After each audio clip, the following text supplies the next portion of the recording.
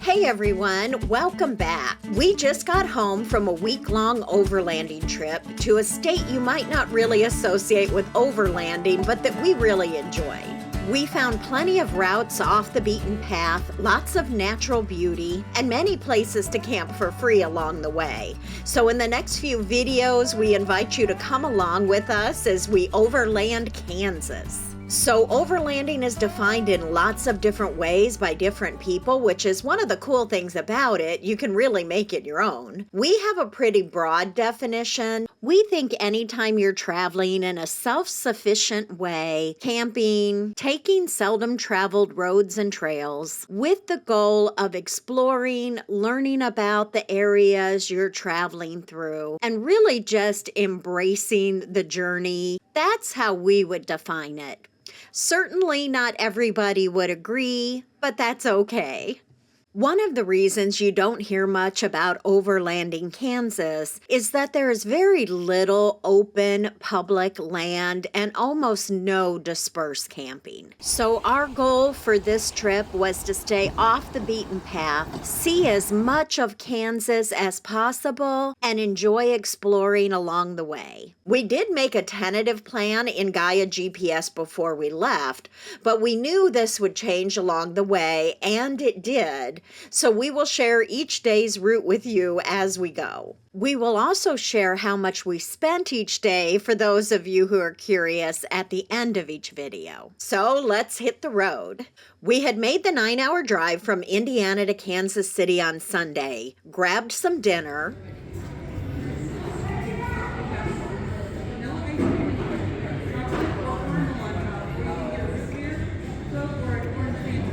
doing a video, huh? That's not a picture. Changed my mind. Was it good? and headed to our hotel because, as some of you may remember, we needed to have some repairs done on our Campanaugh due to the damage we did on a previous trip. We were at Croft Trailer in Olathe, Kansas, first thing Monday morning to pick it up, and then headed out. We had pre-packed the Campanaugh with the basics before it went in and had the rest of our gear in Heckenback. But we needed to stop and fill water along the way that first day. So here is our route for the first day. There's a couple of stops missing on there, but it's pretty close. As we were leaving the Kansas City area, we saw this Wells Overlook Park on Google Maps and decided to swing by here. We thought an overlook of Kansas was a great way to start our adventure. Do be careful if you come up here with a trailer, though. There really isn't very much room to turn around.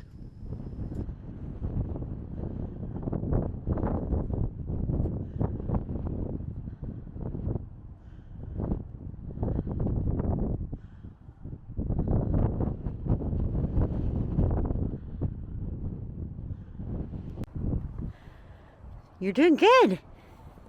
Ouch. Now let's see walking down the hill. Oh, fight me. That'd be easier if I could roll. Tuck and roll, baby. Right? Better turn this audio off. Have to do a lot of bleeping.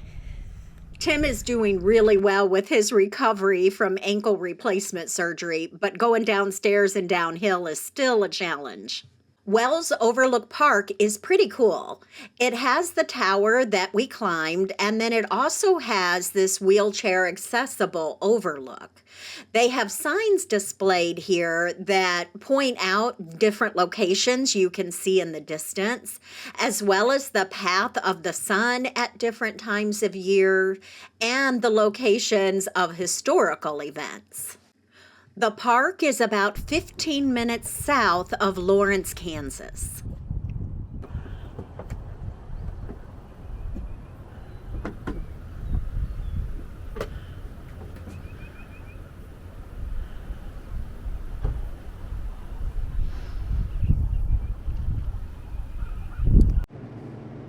This is an awful steep hill. I thought you said Kansas was flat. I never said Kansas was flat. Everybody else says Kansas is flat. Okay. They're mistaken. So right now we're headed over towards Topeka to fill our water. We found a water and we're going to be going past Topeka. So we're not really going to get onto like serious back roads, I guess, smaller roads, until we get past Topeka.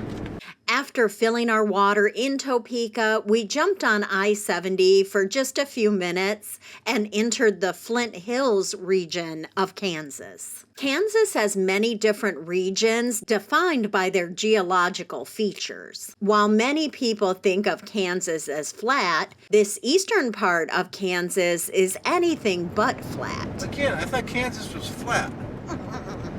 Think of the western part. We'll see when we get to the western part. I think it's flat. Another thing we noticed pretty quickly is that as soon as you get off of major roads like the interstate, you're likely to end up on gravel or dirt, even in this more populated eastern area of Kansas. We love gravel and dirt roads though, so no problem.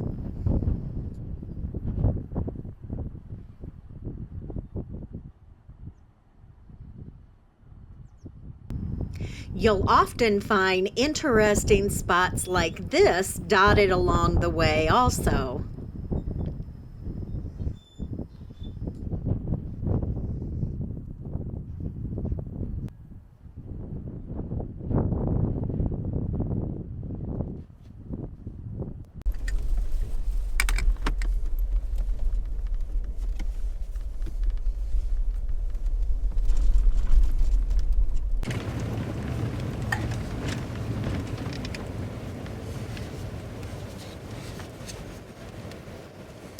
And Kansas also has a lot of sites preserving their history.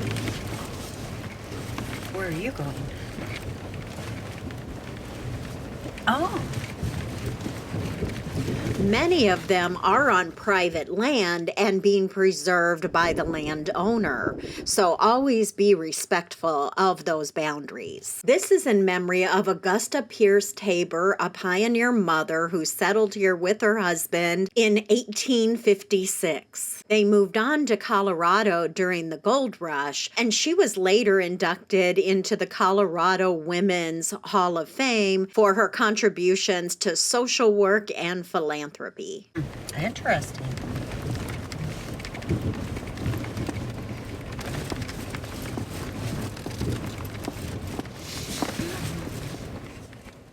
This is the Pillsbury Crossing Wildlife Area.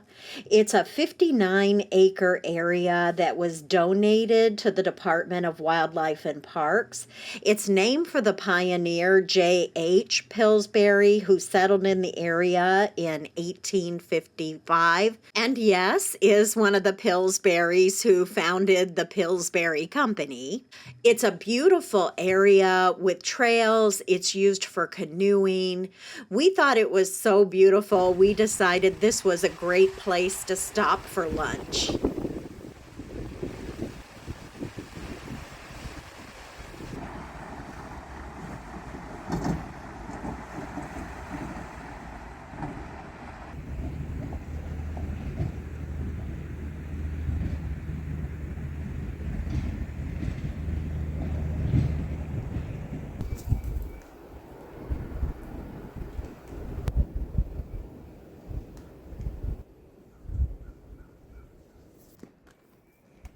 What you want to go with the sandwiches? We have carrots, peas, snap peas, grapes, apples, of course. Pepper jack, okay? Yes.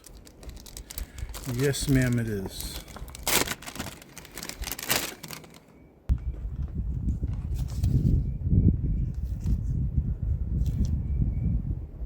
Okay, there we go.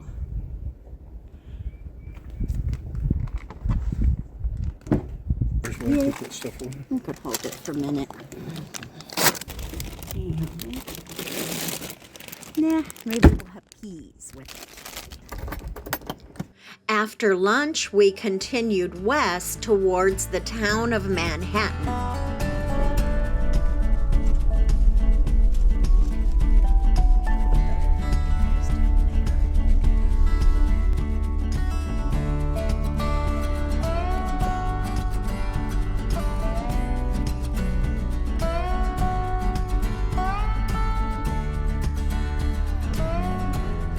On the way, we saw this schoolhouse on the map and decided to stop and check it out. And again, Kansas does seem to do a really good job of preserving their history. Around every corner is a historic building or marker of some sort.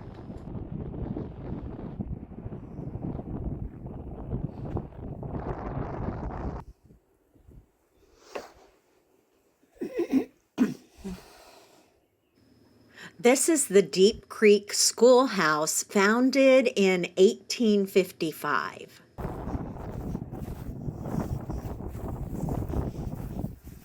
The building is still in use as a community center.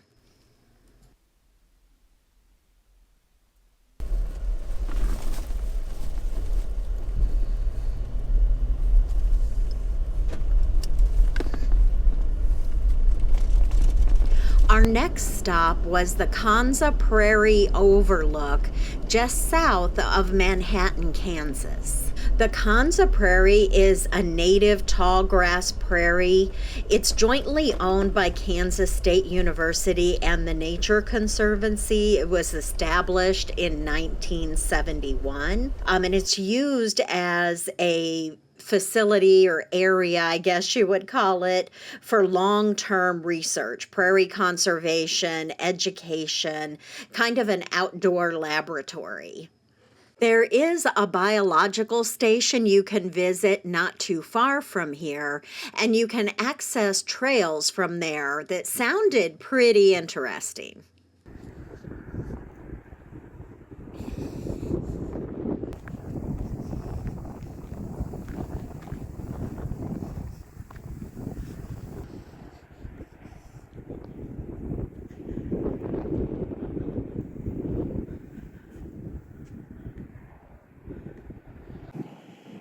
Doesn't look like tall grass to me.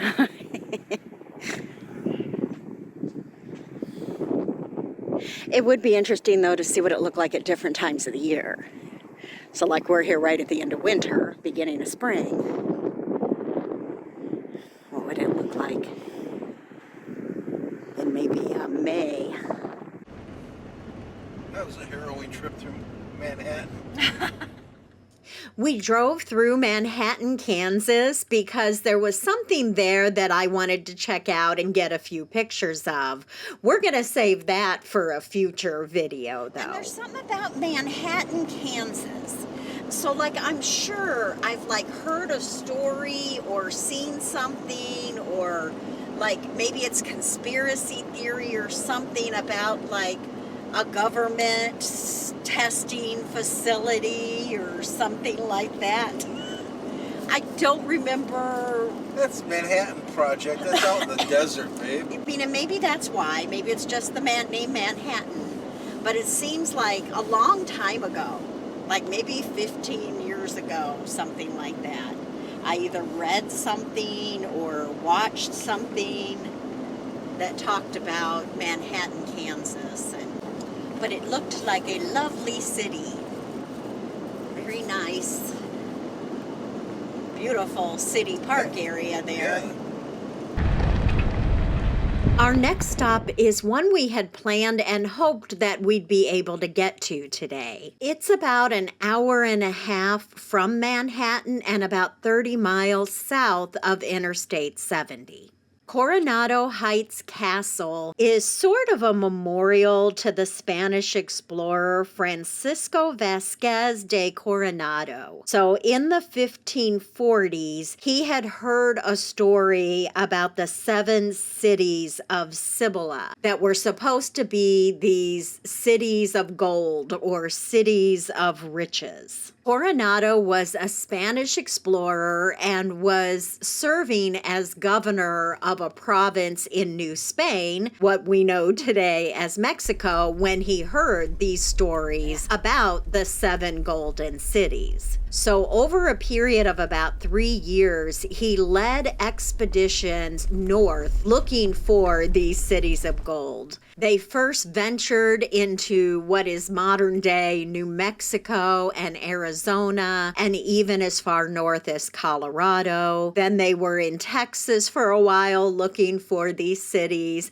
and eventually they made their way all the way up north to Kansas, but never found any of the 7 cities of gold. To save face, though, when Coronado returned, he claimed that he had found one city, but it wasn't as full of gold or rich as the stories had led them to believe. So the way the castle came to be here is in 1881 in Lynchburg, Kansas. A Spanish coin was found, a mysterious Spanish coin, and no one knew where it had come from. So this led people to theorize that this must be where he found the one city of gold.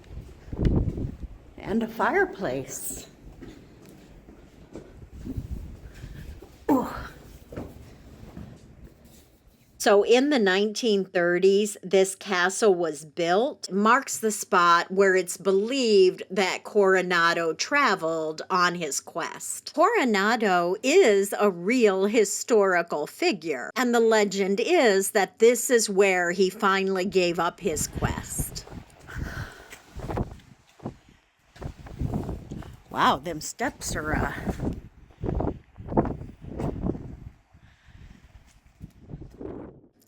So what do you think about this story? Is it a tall tale, or was that really possible? Is the castle just a tourist attraction, or could it really be marking where he gave up his search? It was built as part of a WPA Works project in the 1930s. We had hoped to be able to fly the drone here so you could see the layout of this whole park, but you'll see in a minute it was way too windy for a drone.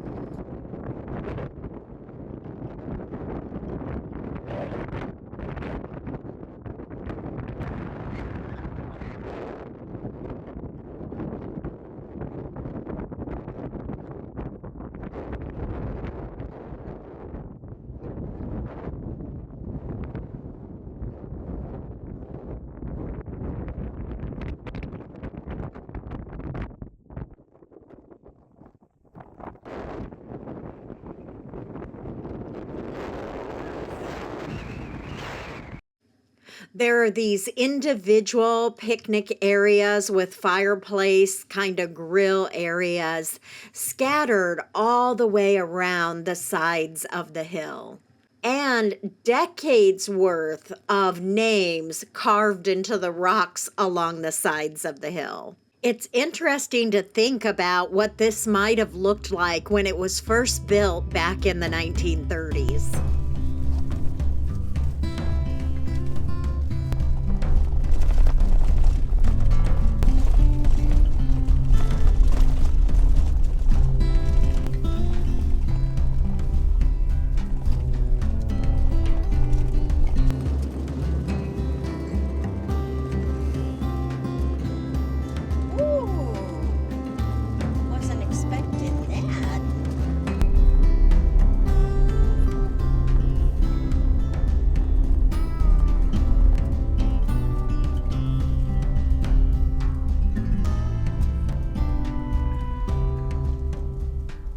The last stop we made, our first day of traveling, was to the smallest state park in Kansas, Mushroom Rock State Park. The park is only 5 acres, but it's considered one of the 8 wonders of Kansas geography due to the really unusual rock formations. The park is split on either side of the road. There is no parking. You just kind of pull off. It's a wide spot in the road, but it is free to visit this park.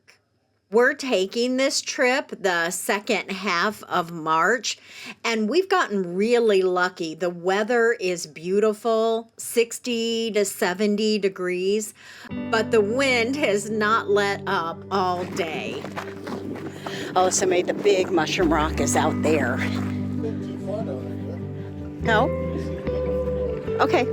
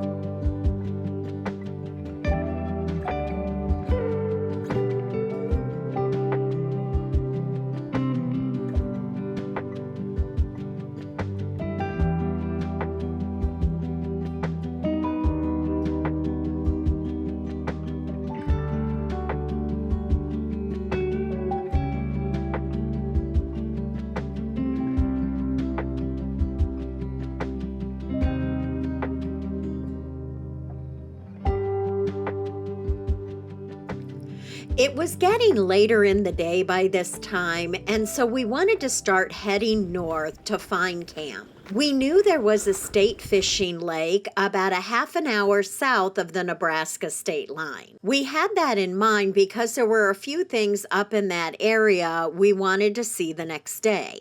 But as often happens, we got sidetracked by something we saw off the side of the road and had to turn around and go take a look at it. Soon enough, though, we were back on our way. This road would be bad if it was wet. That's why there's ruts. Yeah. So we're headed to a state fishing lake where there's supposed to be free camping. We're hoping, like, everything's cool. We don't know what to expect.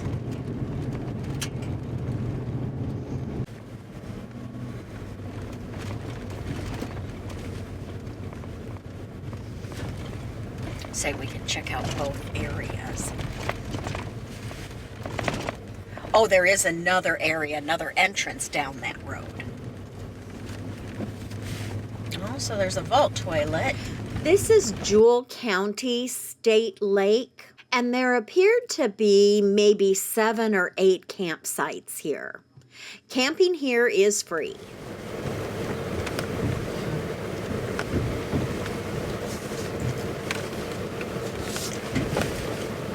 What you think?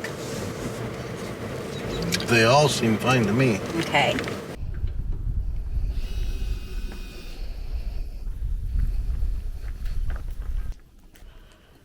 Truck's on an incline.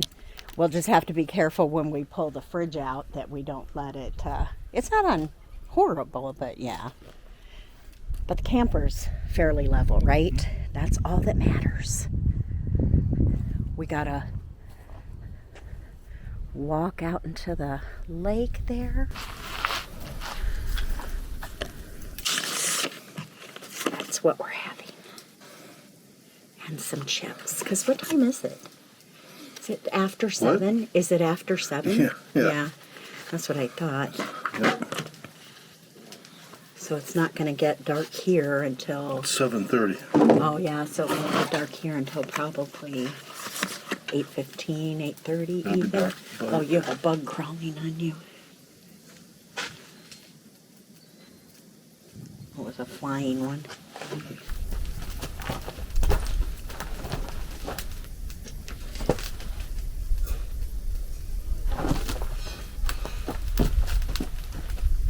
Gotta think of how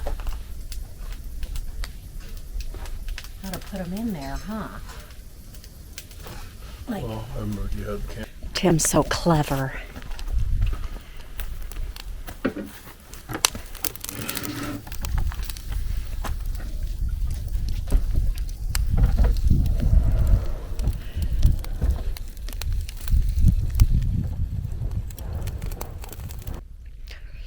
It's so cloudy, not really getting like the really dramatic sunset, but it's still... Get the picture with the trailer and stuff in it.